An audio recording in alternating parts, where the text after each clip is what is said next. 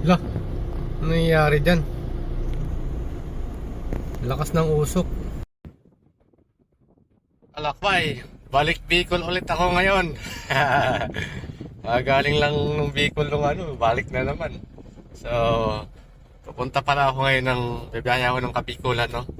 Ah, Susundan ko yung diana ni Secretary Vince Dizon. Kasi meron daw doon mga himala na biglang naayos ng kalsada ng Quezon Province eh. Pero ngayon pa Lucena muna ako. So mga bypass road muna dadaanan ko para hindi natin maranasan yung lubak.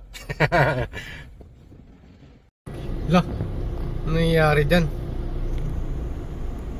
Lakas ng usok. Van nag-weld yata oh. Baka nagpa-fogging ah. Lah, di ba delikado yan? Di ba sabog yan? Ang lakas oh. Alas di mo makita yung kalsada.